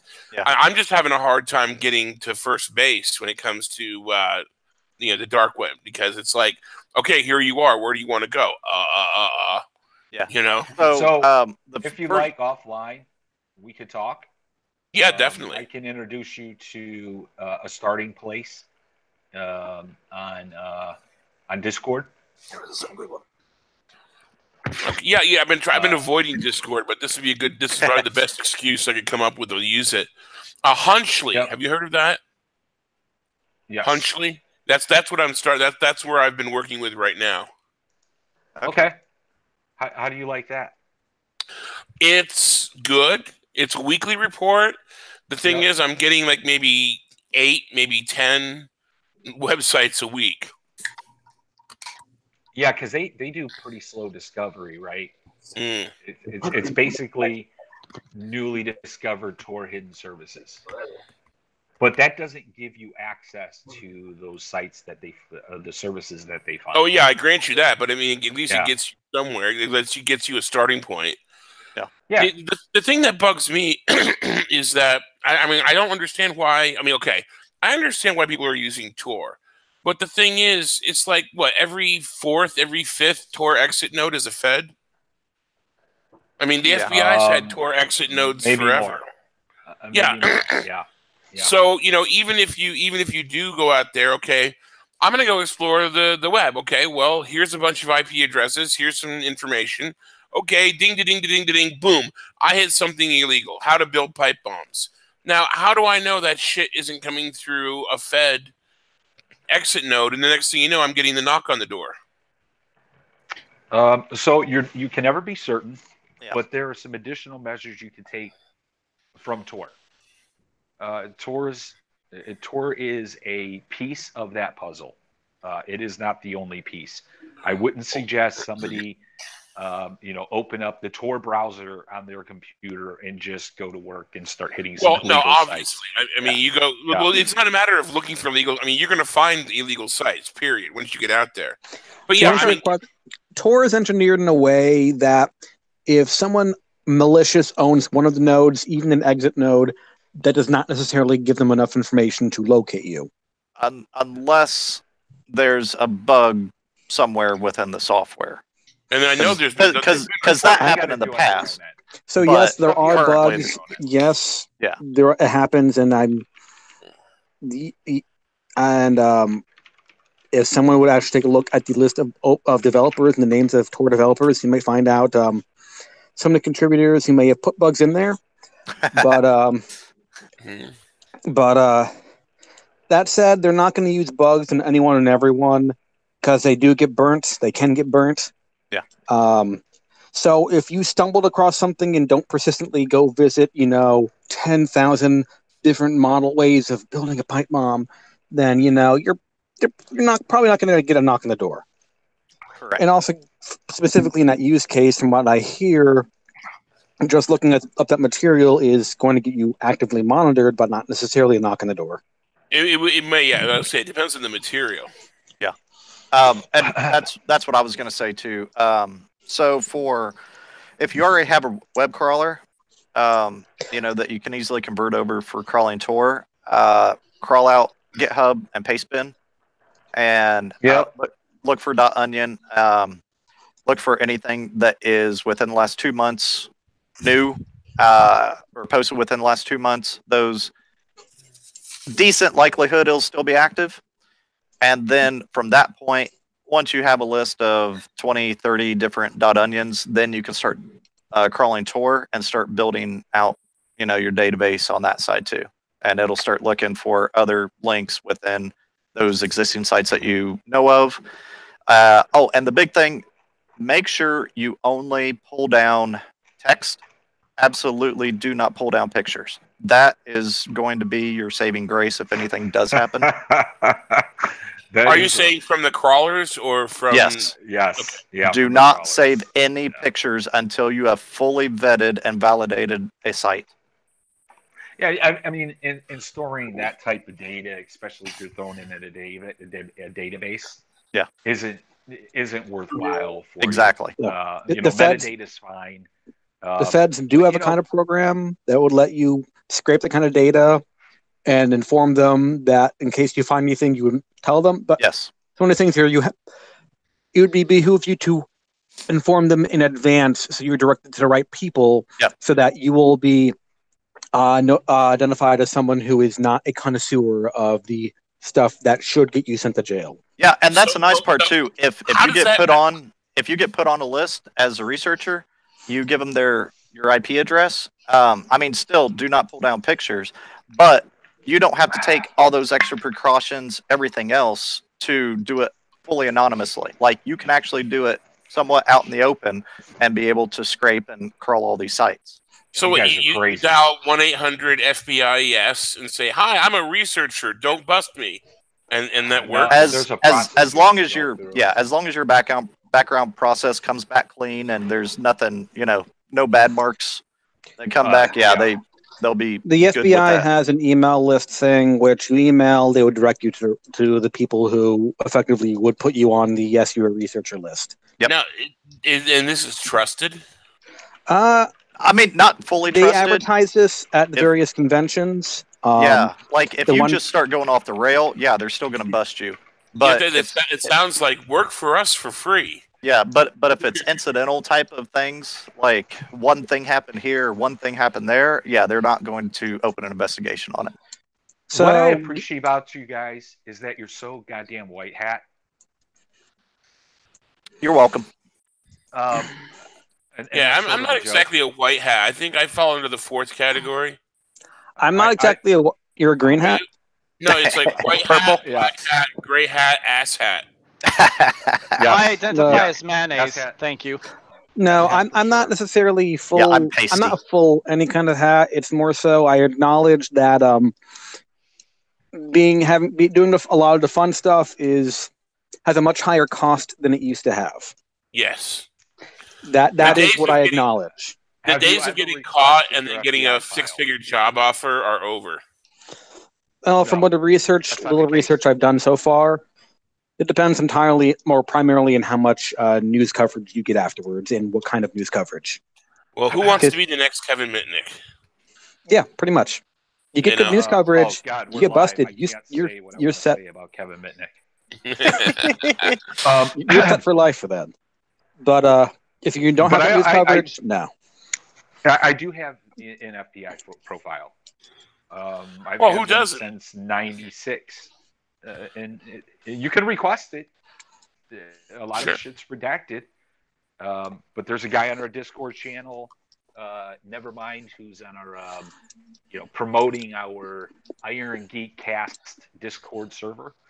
Nevermind, and a couple of others that have joined that Discord server have gotten their FBI files along with me doing the same thing. So I try to look. I haven't registered to be a researcher.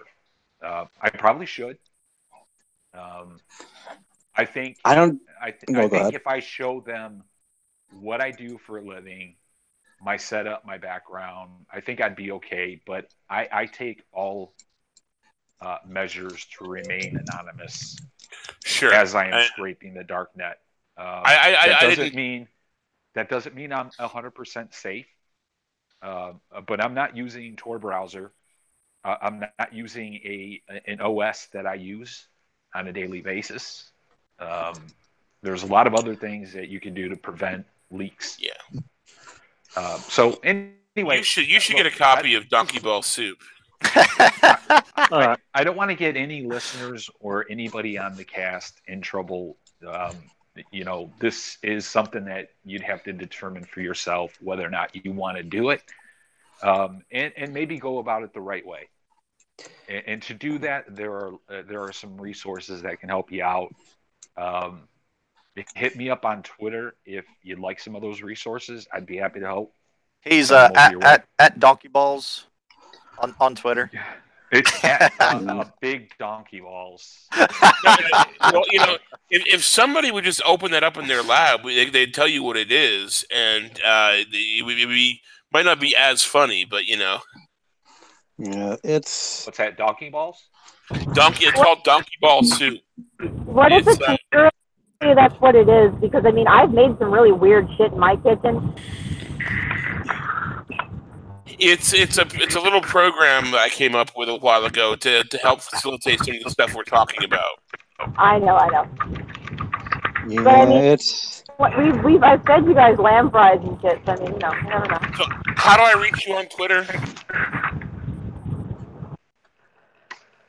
Me? Ricky? You said knock you on Twitter, so. Oh yeah, I got a. Yeah, like silos. Underscore SIL0_. They added the underscores a couple of years ago. Like they did, you didn't? I did not. They did. I logged in one day and it was that way. Huh. Yeah. Yes. So I used to be at @silo_. And they put the preface, the preceding underscore, and I can't take it away. They won't let me remove it. Huh. So Weird. yeah. Yeah. And I only did that because my other comment used to be more Black Hat stuff. I did under another username, and I just didn't want them to be connected. So I said I'm going to choose a brand new one. Good And call. I thought of a silo of information. That's Oh, whatever. You were thinking about the Red Cup and beer pong. Yeah, that's exactly it. Is that solo? Oh, it is solo, isn't it? Red Solo Cup. Yeah. I did. Oh, and Han Solo. Or you just Since we're talking eat a lot of corn, because corns are stored in silos. There we go. That would be correct. Corn is in the silo. Yes. I watched Han Solo this last week. And, boring movie. I was disappointed. Man, I miss being on the road. But I didn't hate it. Yeah. Soon enough. Nothing like cold cream corn out of a can. Oh yeah. Is that? Are you seriously? Is that what she's eating? We'll stop soon. Hey, Subaru. It's feminist shit. She's talking to the other cars. She's talking to the car's plant. That's where they all nest. Because we're getting up to Lebanon now. It was about what hour from Fair Oaks. We'll stop at Fair Oaks and eat there. No one here has been to Fair Oaks. It's like the Disneyland of the Midwest. I highly recommend it. What is Fair Oaks? No, that would be Michigan's Adventure. Okay, fine. Well, it's the Disneyland of fucking Indiana. They have cows and cheese. I would like to see her get into a road rage incident. Like, where we just hear her go off. Like, you motherfucker. I did that on stream going home last week. I was so pissed at this fucking Georgian driver. I did. I just went off on him for like 15 minutes. That's hilarious. It was great. Were you on Twitch streaming and all that? I was live streaming that shit. I usually don't save those streams, but yeah, I was pissed. Amazing. I am glad to know you, Mary. You are a funny and amazing person.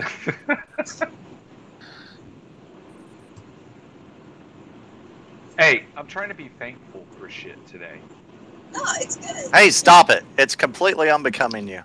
Aw. I like happy news. You need more happy news. You don't shut up, Israel, and I'll be coming in you. Oh, see, now you just went straight back to the prison stuff.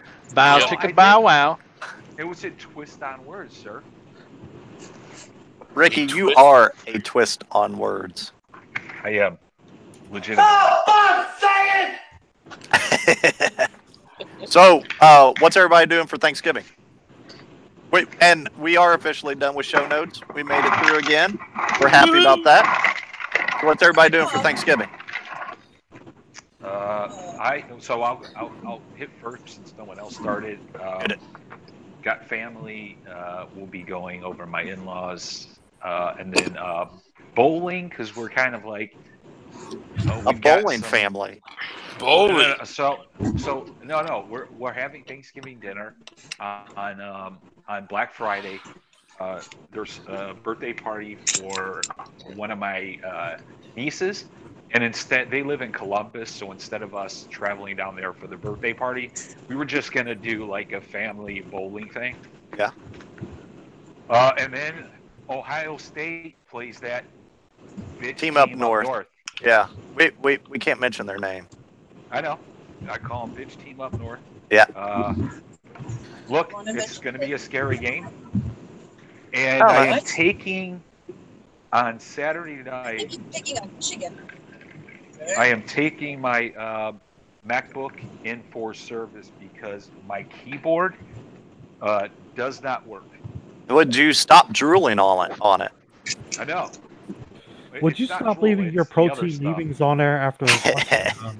It's protein leavings. I like that. That's new. I like that.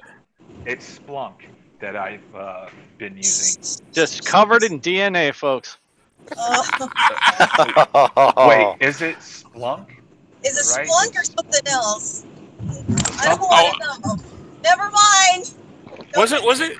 Wait, is that somebody? I read something today. Something that they were working with Splunk, and they got their business cards, and it said Spunk instead of Splunk. Yes, I read the same tweet. I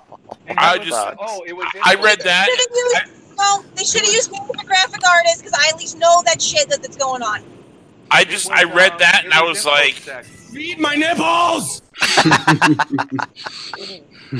It was InfoSec jerk. Yeah, he said you start your new job, you get your box of 1,000 business cards, and it says Punk Engineer. So go to the conference anyway and hand that out with pride or something. I'll tell you what, I've got one that's almost as bad.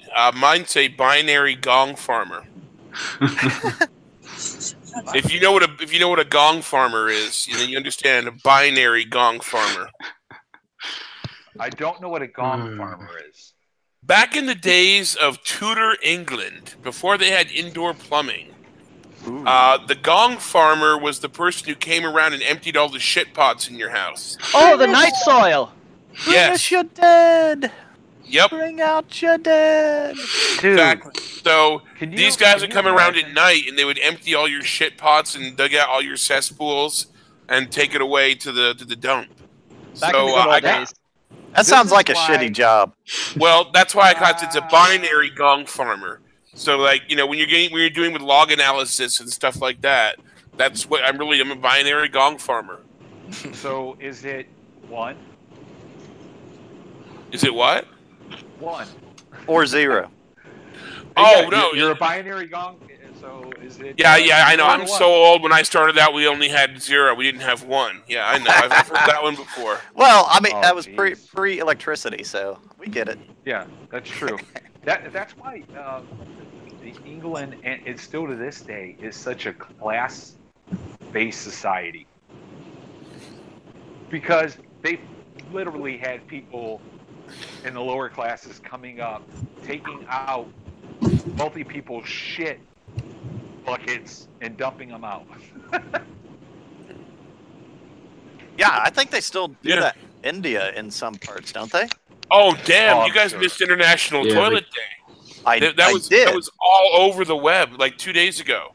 You don't go to the beach in India. Okay, look, if you want to see the truth in that, Genji River. Go up to YouTube. Oh, I'm sorry, I couldn't hear you, dude. I didn't mean to interrupt. Oh, sorry, you're way low. Sorry, go ahead. Yep. No. I interrupted you. Please go. YouTube. Take the poo to the loo.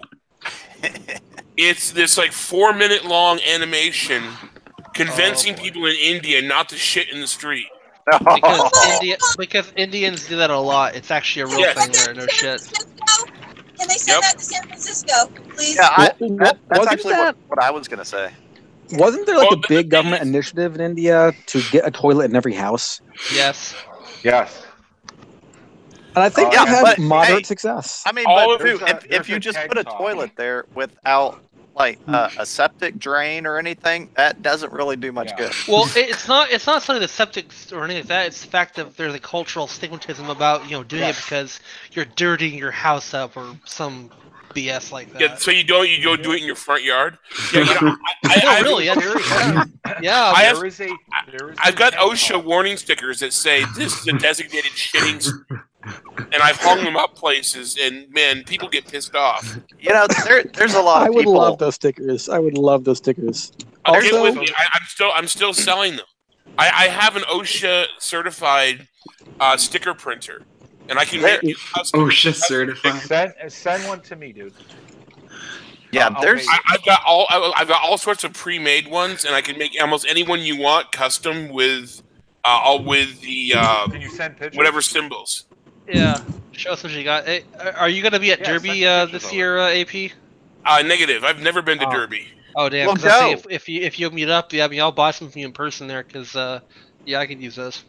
Yeah, well, I mean I do them online too. So I sold a lot of them at DEF CON this year. And then sometimes I break out and do some that are topical. Ooh, because they are straight up treatment. Well, I've got the one where it shows the guy asphyxiating because his lungs are full of stuff. And it says, the state of California has determined that Mexican food generates noxious gas. Nice. So back on India and their toilet situation, there's a really good TED Talk. In which this woman from India explains sort of the cultural background to pooping in the streets and getting sanitation to various parts of India. It's pretty crazy. In Japan, I was in Japan a couple of years ago. Speaking of National Toilet Day, they've got a toilet where the sink is above the, how on the top of the toilet you can take the tank lid off? Basically, the sink water fills up that tank, and you wash your hands. Like, literally, you wash your hands right over the toilet, and the sink water fills it up. It's weird. That's very efficient, though. I kind of like that. Well, I mean, in China, some of my coworkers went there in the past, and not everywhere. I mean, the majority of hotels had toilets and businesses, but if you went to some restaurants and stuff like that, oftentimes all you would have was just a hole in the floor that the intention was for you to squat over. And honestly, but they've done research. It's better if you squat. Yes, we know. We all know unicorn poop. Exactly.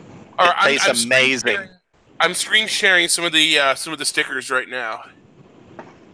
Yeah. I had a shower in the last 12 hours. Wait! Don't cancel that. I gotta pull this shit up on my phone now. Oh, okay. Keep it up, please, just for a second. What if it's 9 p.m. and I took a shower at 8 a.m.? Am I screwed now? If you rank my old DEF CON, we'd throw your ass in the pool. Yeah. Yeah. Old DEF CON. Old DEF CON. Before it became all like, I don't know, Fluffy Bunny DEF CON. Now you have to ask the pool permission if you can. AD or AP or whatever the fuck your name is. Just Delchai. Can you put it into our Twitter chat? I think so. Okay, cool. I didn't know you had a Twitter chat going. What? Wait, I thought you were in that? Yeah, you're in there. You gotta be in there. I'm in the Google Hangouts chat, not at Twitter.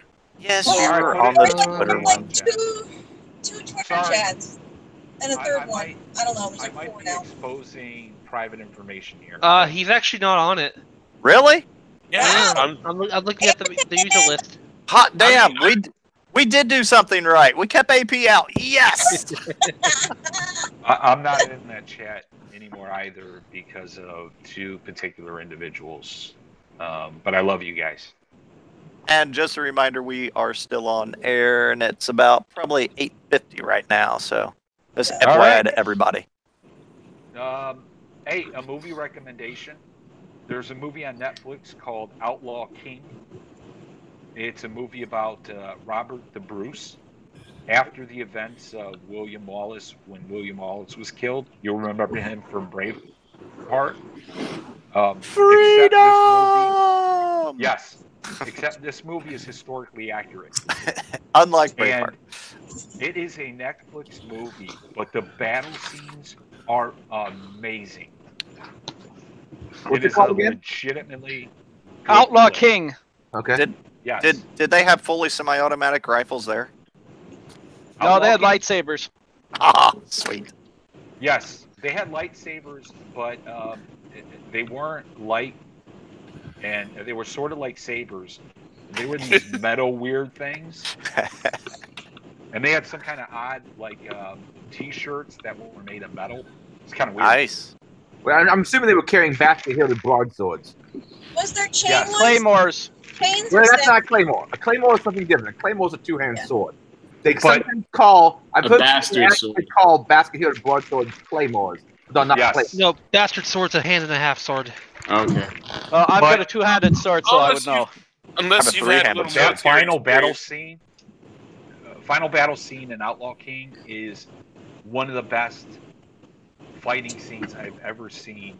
And if you guys like medieval movies, check it out. It's Nice. badass. That's funny because I was just watching the end credits for whatever reason, the end scene from William Wallace the other day, Braveheart, and that's real Braveheart? freaky. So. Yeah. Dude, I love Braveheart. It's just very historically inaccurate. But it's a good Oh, flick. wait, a Hollywood movie that's historically inaccurate? Here's a bunch of basket-hilted broadswords. You mean I might have all a of good one. I don't have a good one. I have a cheap replica, but I don't have a good one. Say what you want about Mel Gibson, but that dude knows how to tell a story. That's true. Yeah. Now this is a claymore. Mel Gibson is just fun crazy. Yes. 100%. Oh yes, that is the I Claymore. can think of other people I'd rather be crazy with than Mel Gibson. I think Oh a lot no, of I wouldn't No. want to I be would within a complete- fucking I would mile totally radius of the agree with guy. Mel Gibson. But listening to his recordings where he was screaming at his girlfriend, the recordings on the radio a few years back. Yes. Yeah. Yes. Oh my god, I loved him. I just loved it. Was so fucking. Oh my It was so god, crazy. he's insane. Uh-huh. Oh my god! And He then is local funny. local radio station just started remixing some popular songs at a time with it was just his screaming and ranting in the recordings, and That reminds me of something. God, I loved it. Yes. Go ahead and say it before I do. Nope, I'm gonna say it. Oh, you suck. So But- shy. So how did he get back in with the Hollywood crowd? Oh, I thought you were gonna mention something else that had a recording like that. No, Oh please, he never left. It just He never fucking left the Hollywood crowd. My Yeah, God. he never fully left. I mean, plus he had enough I money thought he that was if he like- wanted to, he could yeah. finance his own. And whenever he did the Passion, like that stuff happened after that, right? Hollywood is full of Screaming shitbags. Screaming about Jews isn't a big deal nowadays to Hollywood. Yeah, you do just that. you just lose your job and get kicked in the head a few times. I don't. And then a even few think years that you later, lose you your make a job. comeback. You probably won't even lose your job. But he also didn't he make some other racist statements about black folks? I probably amidst the genuinely sexist statements of saying his girlfriend's sole job is to get on her knees and suck his dick, or else he will something I think beat her head in. But Louis C.K., a man who got permission to whack off to women, needs to serve more time before he's allowed back in public life.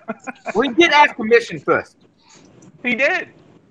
By the way, apparently Mel Gibson, I've seen some articles about Robert Downey Jr. asked Hollywood to forgive Mel Gibson while accepting American Cinematique Award. I've also heard that Mel Gibson, while Downey Jr. was down and out with alcoholism, was helping him out. So, Oh. Well, what about Roman Polanski? yeah, that's what we need to know. Thanks for bringing him up because There's just the one weird ass thing with the Mel Gibson crowd. And I know it's the thing I'm known for, the whole Gamergate crap. In the Gamergate forums, one day there was Mel Gibson came up in the topic of people from Hollywood who might genuinely actually be sexist. And then there was like these 5 accounts who kept saying, no, he was on this medication. It was a side effect of his medication. He should have been fine. He's fine. How dare you say he's? I didn't think he was on the Percocet. Yeah, those 5 accounts were Roseanne Barr. Were they really? Oh, hey, did you see the bit where they're going to allow the show to come back without her? Yes.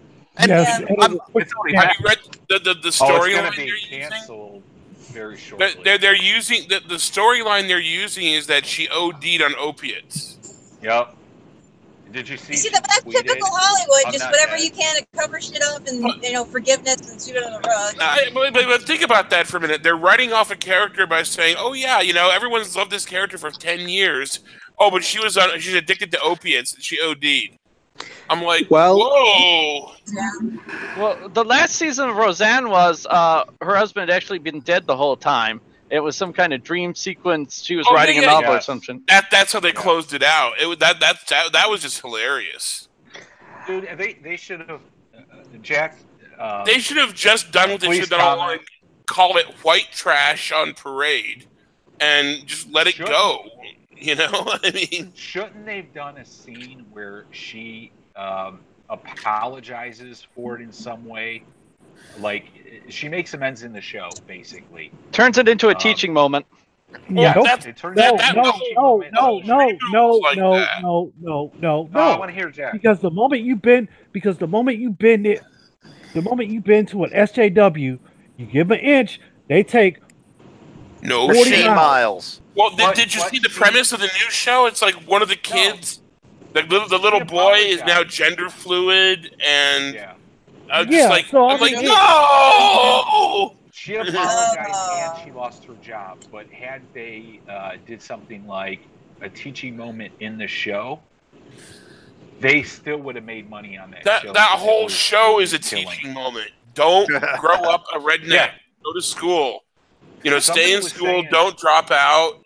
Don't get pregnant when you're 16. Yeah. And the whole show is a teaching moment because if you don't, you end up like these people. And I came from that kind of background. I've seen these kind of people. That whole show is just a warning. That's saying go to school, say your prayers, or else you'll end up like this. AP, you were a redneck. Who said it? It was some. No, I grew up around rednecks. Oh, okay. But they said luckily I didn't catch it.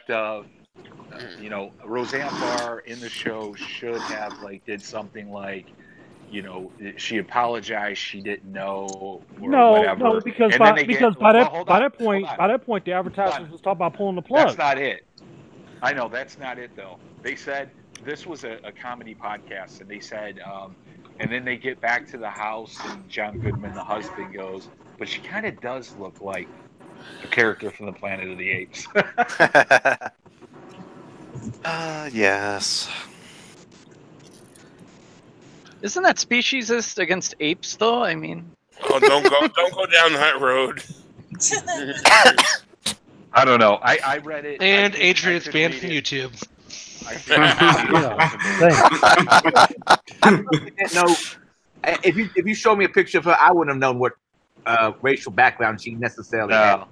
You can look at a picture and not know what species she's from. What are you talking about? It was more the hairstyle, more than anything. It wasn't facial. It was like the hair. I think. I guess, have none of you ever been exposed to typical good old boy white trash? I'm not gonna. Country. I'm not gonna on a daily basis. I'm just saying because a lot of people are surprised. They think Roseanne is like a fiction thing. It's like, fuck no, these people are real. Yeah, that's mild white trash. Mild white trash.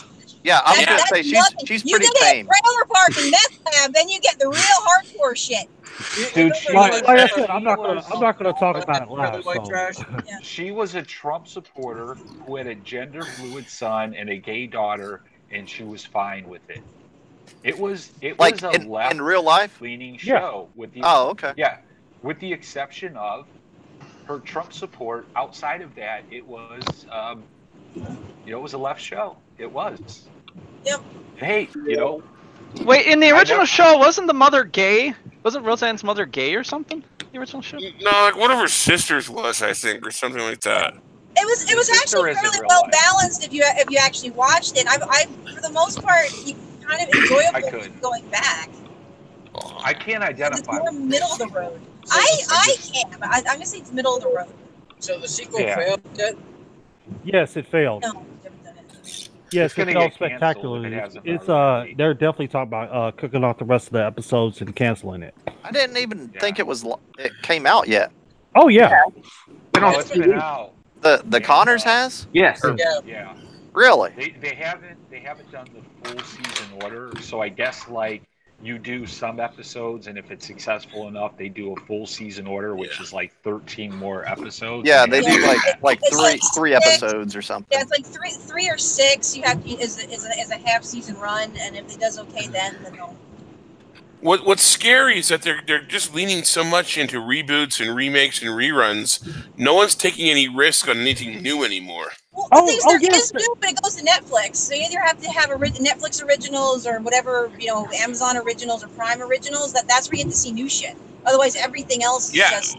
I'm applying to that shit actually. The Amazon originals. I really like some of the Netflix originals that have come out. Honestly. Yeah. There's been some good stuff out there. The first Economist episode came out on October 16th. Okay. Yep. Yeah. Do we want to close it down? Yeah, let's do that. We have to add 2 hours. Everybody have a happy Thanksgiving. People who are on the stream, just hang out for a while and we'll bullshit some more. Gobble, gobble, gobble. Later. Gooba gabba.